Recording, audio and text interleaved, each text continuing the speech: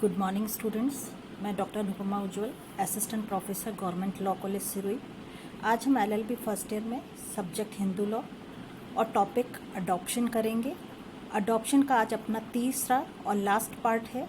इससे पहले हमने अडॉप्शन में section 6, section 7, section 8, section 9 and section 10 complete कर दिया है।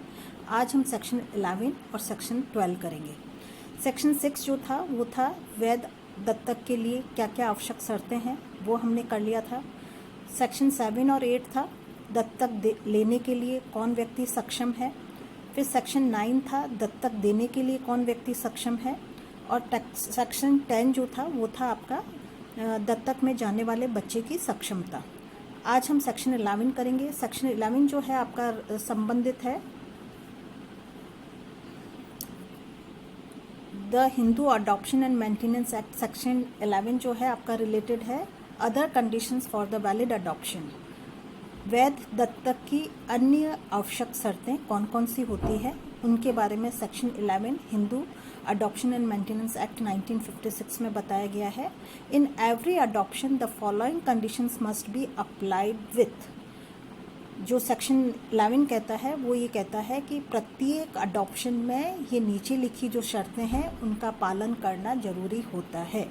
उसकी फर्स्ट कंडीशन ये है, if the adoption is of a son the adoptive father and mother by whom the adoption is made must have a Hindu son and son, whether by legitimate blood relation or by adoption, living at the time of the adoption.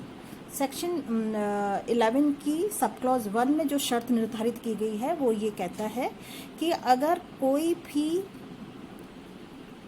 Adoption एक लड़के का लिया जा रहा है तो ऐसी स्थिति में जो उसको अडॉप्ट करने वाले जो उसके मदर फादर हैं उनके लिए यह शर्त निर्धारित की हुई है कि उनके कोई भी पुत्र, सन्स, पौत्र और सन्स परपौत्र जीवित नहीं होना चाहिए, चाहे वो उनका खुद का ब्लड का रिलेशन का होना हो या चाहे वो अडॉप्टेड हो। तो जब अडॉप्शन किया जा रहा है उस वक्त जो अडॉप्शन करने वाले माता पिता है उनके कोई भी बेटा, पोता, पड़पोता, चाहे वो लेजिटिमेट ब्लड रिलेशन से है या अडॉप्टिव है, अडॉप्शन से लिया हुआ है, वो जीवित नहीं होना चाहिए। अगर उनमें से कोई भी व्यक्ति है तो ऐसी स्थिति में वो अडॉप्शन लेने के अधिकारी नहीं माने जाएंगे। सेक्शन 11 सब क्लॉज 2 कहता है, if the adoption is of a daughter the adoptive father or mother by whom the adoption is made must have a Hindu daughter, must not have a Hindu daughter or son's daughter, whether by legitimate blood relationship or by adoption, living at the time of the adoption. Second sub clause ये कहता है कि अगर कोई भी adoption जो है वो लड़की का लिया जा रहा है या बेटी के रूप में अडॉप्टेड किसी बच्चे को किया जा रहा है तो अडॉप्शन करने वाले जो फादर है और जो मदर है उनका अडॉप्शन के समय न तो उनकी कोई बेटी जीवित होनी चाहिए और न ही सन्स डॉटर पोती जीवित होनी चाहिए। चाहे वो बेटी या पोती जो है चाहे उनकी खुद की जन्म दी हुई बेटी हो सकती है या बेटे की बेटी हो सकती है या फिर अडॉप्टेड भी हो सकती है। अगर अडॉप्शन के समय बेटी या पोती जीवित है तो ऐसी स्थिति में बच्ची को गोद नहीं लिया जा सकता है। अब थर्ड सब क्लॉज ये कहता है, if the adoption is by a male and the person to be adopted is a female, the adoptive father is at least 21 years older than the person to be adopted. Sub clause 3 ये कहता है कि adoption लेने वाला पुरुष सदस्य है और जिस बच्चे को अडॉप्शन में लिया जा रहा है वह फीमेल सदस्य है, मतलब पुरुष सदस्य है और वह बच्ची जो जिस बच्चे को अडॉप्शन में लिया जा रहा है वो फीमेल सेक्शन का है।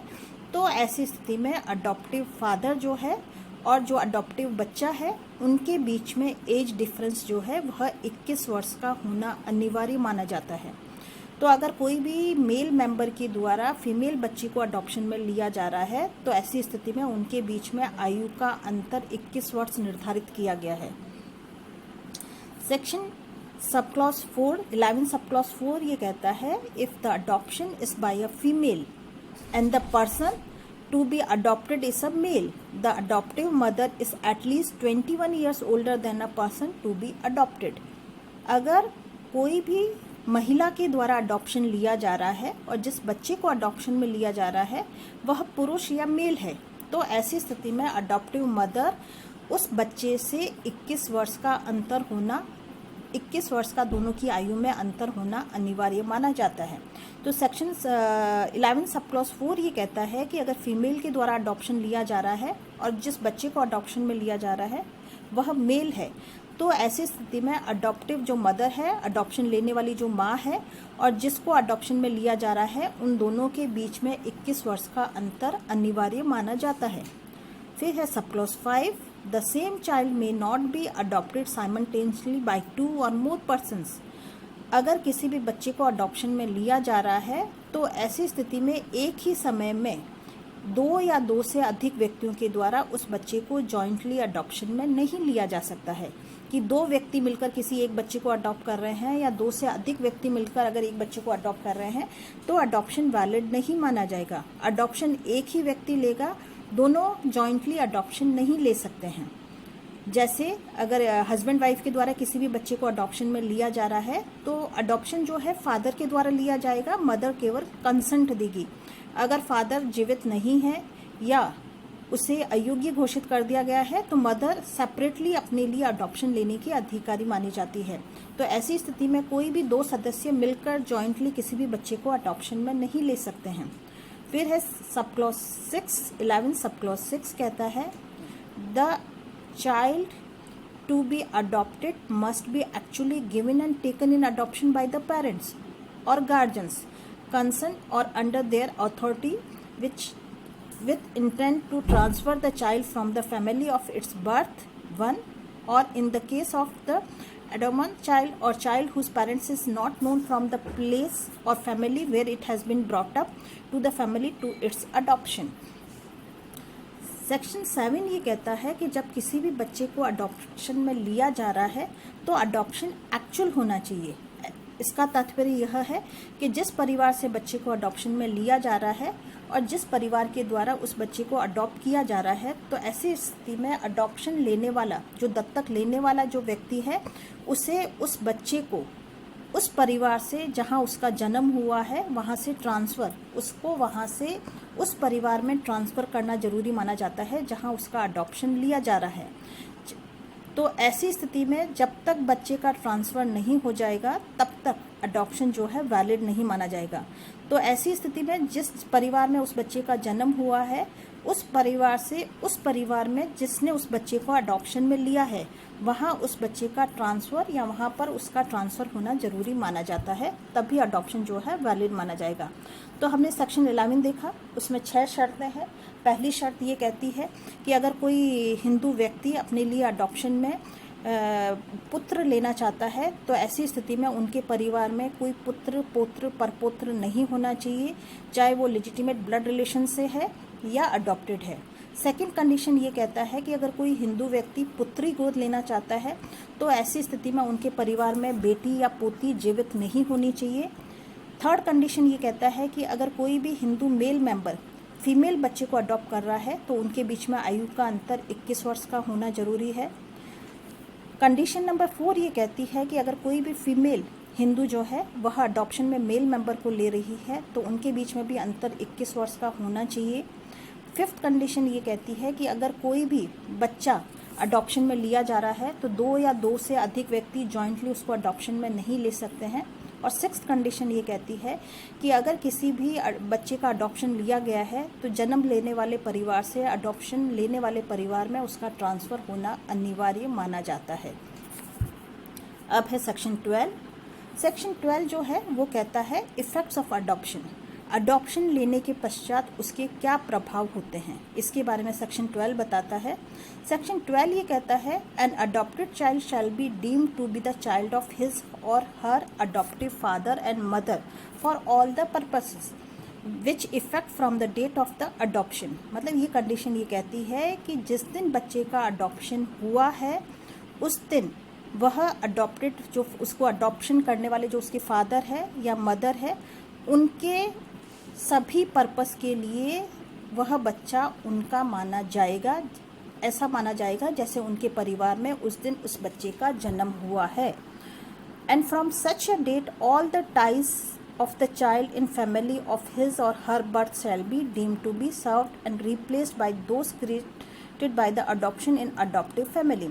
और उसके वो सारे जन्म लेने वाले परिवार से उसके जो सारे रिश्ते हैं वह समाप्त हो जाएंगे और वो सारे रिश्ते जो है अडॉप्शन लेने वाले परिवार में रिप्लेस्ड हो जाएंगे।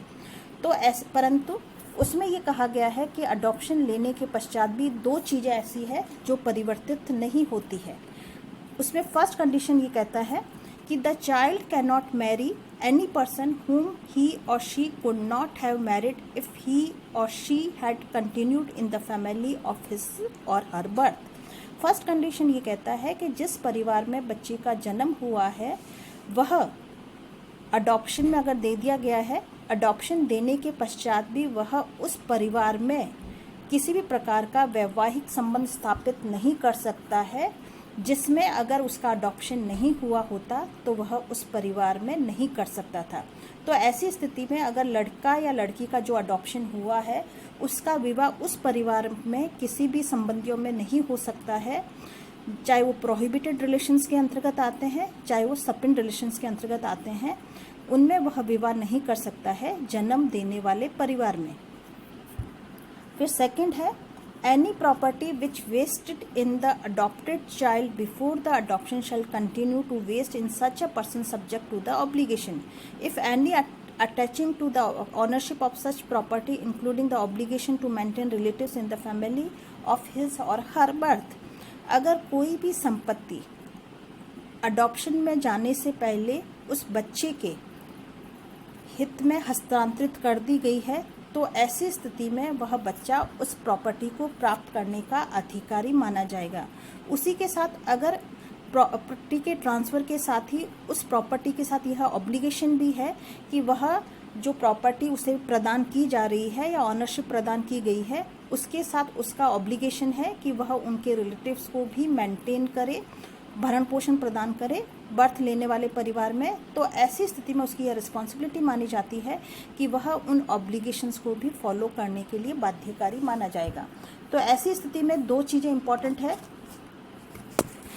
फर्स्ट है आपका कि अगर किसी भी परिवार में जहां उसका जन्म हुआ है उससे उसके सारे संबंध समाप्त हो जाते हैं और जिस परिवार ने उसको अडॉप्ट किया है वहां उसके सारे संबंध जो है रिप्लेस्ड हो जाते हैं। जिस परिवार में उसका जन्म हुआ है वहां से ऐसे माना जाता है कि उस व्यक्ति का वहाँ सारे संबंध खत्म हो गए हैं और जिस परिवार में उसको अडॉप्ट किया गया है वहाँ यह माना जाता है कि उस परिवार में उसका नया जन्म हुआ है। परंतु दो चीज़ें हैं जिस पे इफ़ेक्ट नहीं पड़ता है कि वह उस परिवार में जहाँ उसका जन्म हुआ है किसी भी प्रकार का वैवाहिक संबंध स्थापित नहीं कर सकता है, जहाँ पर अगर उसका अडॉप्शन नहीं होता तो वह नहीं कर सकता था। और दूसरी कंडीशन कि जिस प्रॉपर्टी को अडॉप्शन में जाने से पहले उसके पक्ष में अंतरित कर दी गई है तो वह उस प्रॉपर्टी को प्राप्त करने का अधिकारी माना जाएगा और साथ ही उस प्रॉपर्टी के साथ अगर किसी भी प्रकार का कोई भी ऑब्लिगेशन है तो ऐसी स्थिति में वह उन ऑब्लिगेशंस को निर्वाह करने के लिए उत्तरदायी माना जाता है। इन दो के अलावा वह उसके जन्म देने वाले परिवार से सारे संबंध समाप्त हो जाते हैं और नए परिवार में जहां उसका अडॉप्शन हुआ है वहां पर सारे संबंध स्थापित हो जाते हैं। उसके अडॉप्शन के पश्चात वह जिस परिवार ने उसको अडॉप्शन में लिया है वहाँ उसको सारे अधिकार उत्पन्न हो जाएंगे और उसी के साथ सारे उत्तरदायित्व भी वह पालन करने के लिए बाध्यकारी माना जाएगा। तो इसी के साथ आपका अडॉप्शन कंप्लीट होता है। नेक्स्ट हम जो टॉपिक करेंगे वह मेंटेनेंस करेंगे। इसी के साथ धन्यवाद आपका।